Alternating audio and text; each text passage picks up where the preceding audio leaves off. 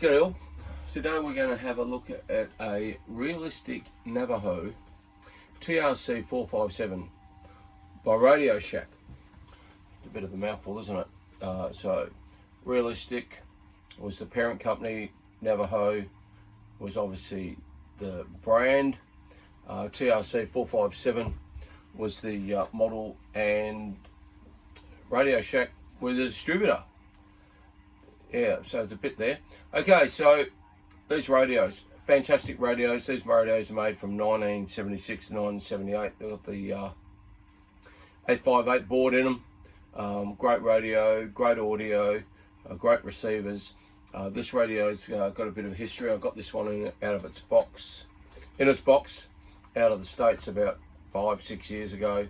I sent it to Tim Trent in Arizona, Snake Radio Customs, for a full rebuild, which luckily it didn't need.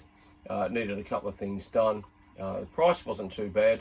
As everyone knows, Tim can run a bit hot in regards to his videos and pricing, but he did me a pretty good deal on this one, and I was very happy with it. The radio itself, in immaculate condition, there's nothing wrong with it. So we'll just go through the radio itself, and then we'll have a look at what Tim's done to it. So it's a standard CB radio from back in the day. It's got the usual suspects: volume, squelch, clarifier. It's got the SWR bridge and RF gain.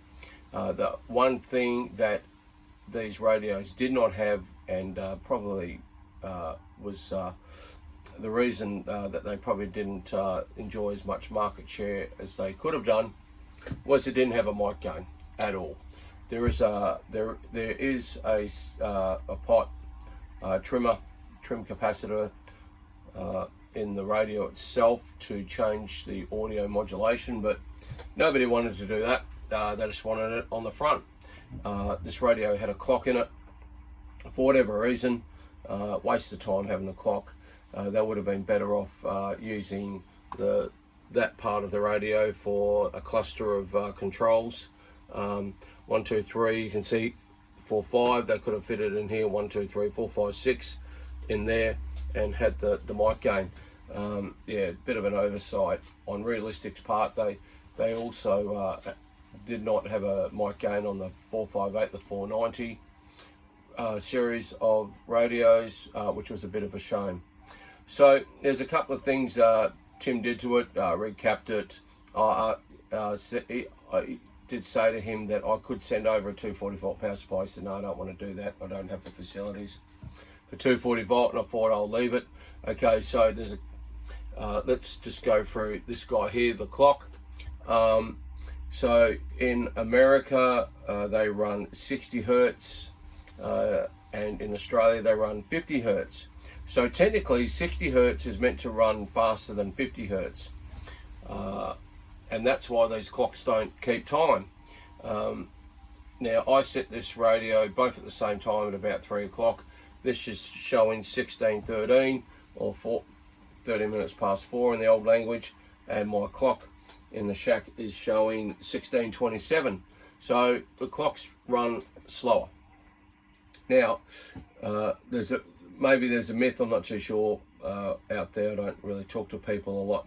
But if you change the 110 volt power supply, which this radio is, and you put a 240 volt power supply in it, it is not going to change the clock. The clock runs on a separate circuit. Even though the power supply can be dropped to 50 hertz, the actual board for the clock, as far as I'm led to believe, is on 60 hertz. So, but if somebody knows different, drop a comment. I'd love to know if there's a modification, because this is 110 volt. It doesn't phase me at all. I just run it off a 13.8 volt or 110 volt step down, depending on whatever I feel like, and the radio just works just fine. If you run it on 13.8 volt, the clock will not work. It only runs on mains power, and that being 110 volt. Okay, so when I gave the radio to Tim, sent me a list of things to do and everything like that. One of the things I did ask him to do, and you may have noticed it already, is the 4-pin mic plug instead of the 5-DIN mic plug. So Realistic, when these radios came out, they came out with a really horrible looking little hand mic. Here's a little fella here, terrible little hand mic. And also they had a 5-DIN plug. There he is there, the 5-DIN plug, which is a pain in the ass for everyone. Everyone ran Cobra back in the day. I don't know why they didn't run a 4-pin or 5-pin plug instead of the 5-DIN plug, which is a pain in the bum. But that's what they did, so I got him to change that. And another thing, I did ask him to open up the clarifier. So Tim's really hot on 10-turn clarifiers, potometer that turns 5 either left or 5 right. So this one here is the 10-turn. You know, it's like a slide back in the days. You know, people used to slide off frequency and give other people the shits. These days nobody cares, nobody wants to know about it. Those days have gone by the wayside in regards to people mucking around like that, a bit like Astro Channels. Apart from if you want to do free band, you can always go and get another radio to do that. There's plenty of export radios that can do all those sorts of things. So this is the 5-turn clarifier. So yeah, it'll spin around 5 times to the left, 5 times to the right. The pain in the ass with having that is that obviously, apart from the fact you can hear everyone off frequency. I'll try to get somebody. Let's see, the Indos might be on.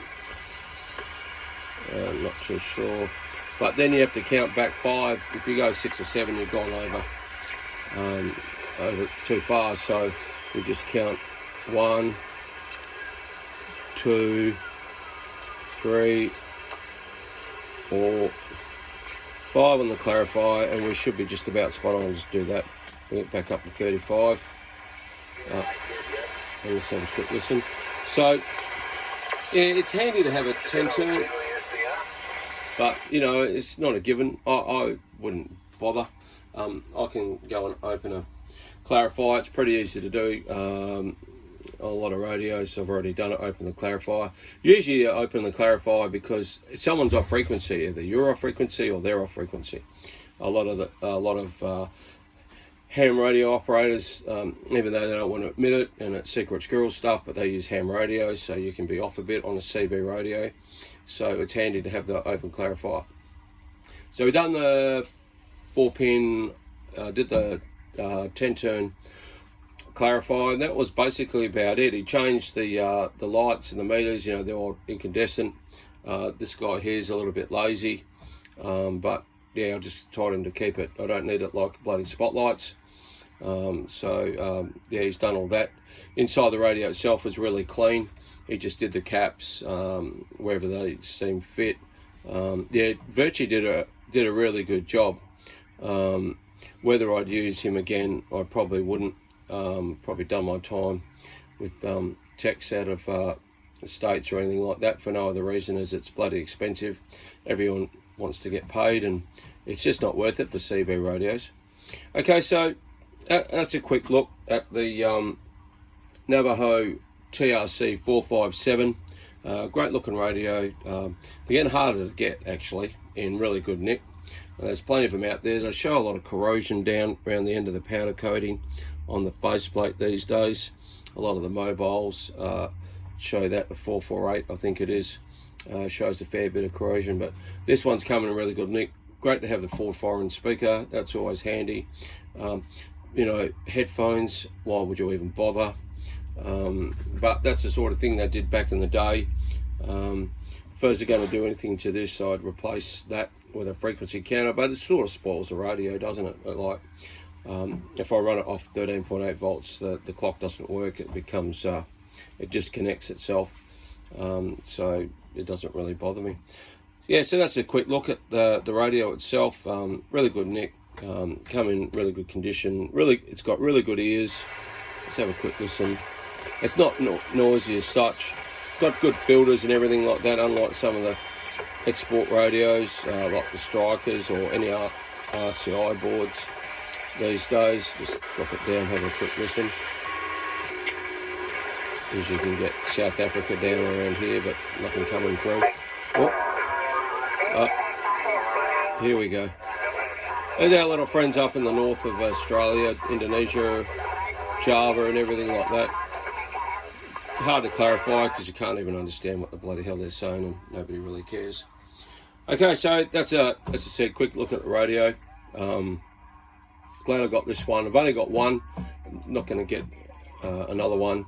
I see them come up from time to time, but I said they're a bit in ordinary condition. So there it is. Okay, don't forget, like, subscribe, usual stuff. Thanks for watching, and 73s for now. Cheers, boys.